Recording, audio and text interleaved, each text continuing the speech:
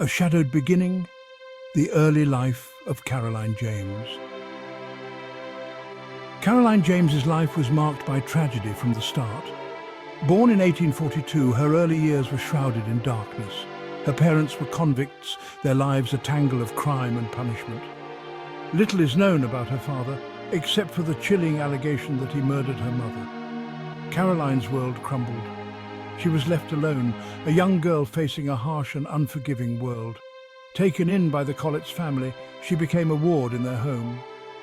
Little did she know this act of charity would set the stage for further misery.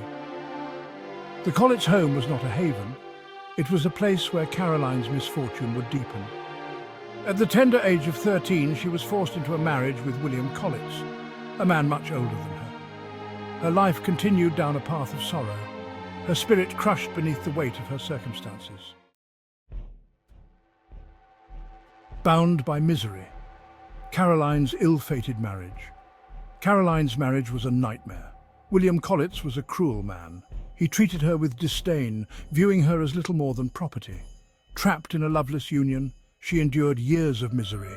Each day was a struggle for survival.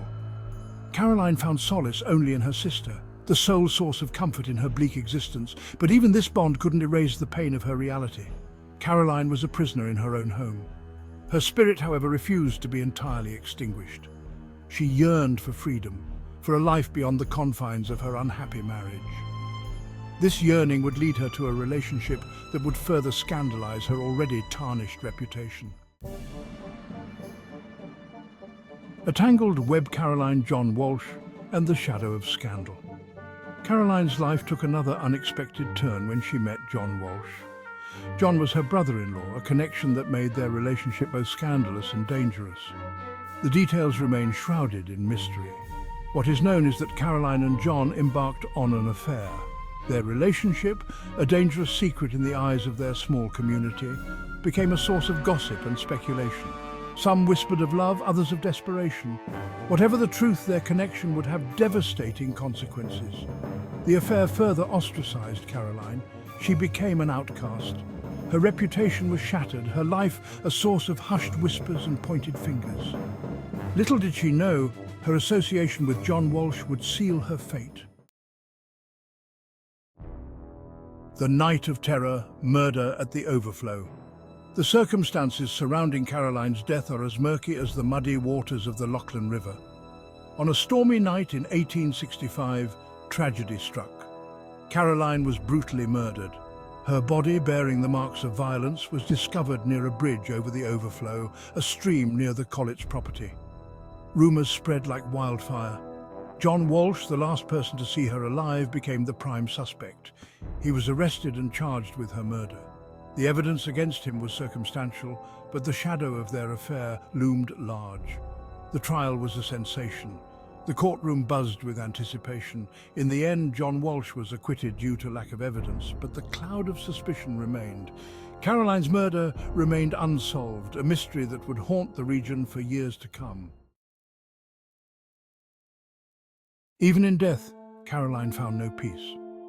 Soon after her murder, whispers of strange occurrences began to circulate. Travelers passing by the bridge at night reported unsettling experiences. A figure in black, its face obscured, was seen gliding along the water's edge. Some dismissed it as an overactive imagination. Others, however, believed it was Caroline, her soul unable to find rest. They called her the Lady in Black, a chilling reminder of the unsolved murder that had shaken the community. These initial sightings were sporadic, often dismissed as tricks of the light or figments of a weary traveller's mind. But as time passed, the stories became more frequent, more detailed, more difficult to ignore. The legend of Caroline James, the murdered wife, began to transform into something more chilling, more enduring. As the years passed, the legend of the Lady in Black grew. Motorists driving across the bridge at night reported their headlights dimming inexplicably. Some even claimed their engines stalled completely.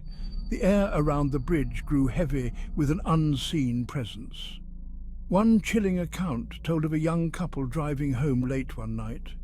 As they approached the bridge, they noticed a woman in a black dress standing at the edge of the road. They stopped to offer help, but the woman remained silent, her back turned towards them. When they got out of the car to approach her, she vanished into thin air.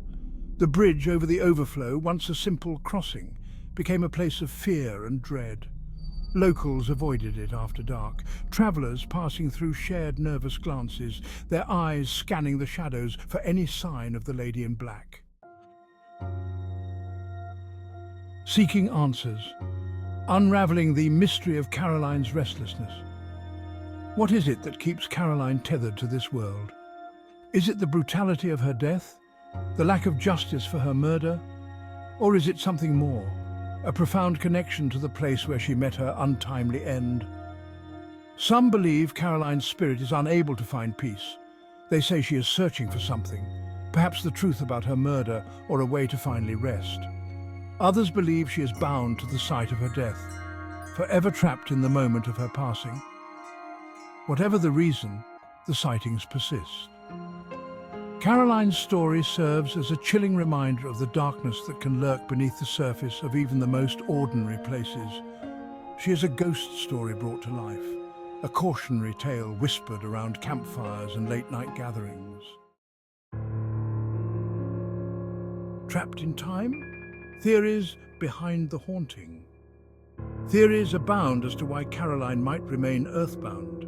Some paranormal investigators suggest she is a residual haunting, her energy imprinted on the location itself, replaying the events of her death over and over.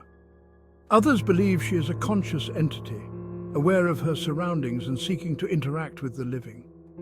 They point to the stories of her appearing to motorists, seemingly trying to communicate. Could she be seeking help, even after all this time? Then there are those who dismiss the sightings as folklore, nothing more than overactive imaginations fueled by a compelling local legend. But even skeptics find it difficult to explain away the consistency of the accounts, the shared details that have persisted across generations. Australia's Lady in Black, a Legacy of Sorrow. Caroline James's story is a tragic one. She was a woman who suffered in life and continues to haunt the public imagination in death. Her tale serves as a chilling reminder of the vulnerability of innocence, the lasting impact of violence, and the enduring power of the unknown. Today, the bridge over the overflow remains a place of pilgrimage for those seeking a glimpse into the supernatural. It is a site where the veil between this world and the next seems to thin, a place where the story of Caroline James continues to unfold with each passing car and every shadow that falls across the water. Conclusion: the enduring presence of Caroline James. Whether a restless spirit, a residual echo of a tragic past, or simply a legend passed down through generations, the Lady in Black continues to captivate and unsettle. Her story, forever intertwined with the bridge over the overflow, serves as a chilling reminder that some mysteries may never be fully explained. And perhaps that is where the true power of the haunting lies. It is in the questions that linger, the doubts that creep into our minds when we find ourselves alone in the dark, and the stories we tell ourselves to make sense of a world that can sometimes be cruel and unfair.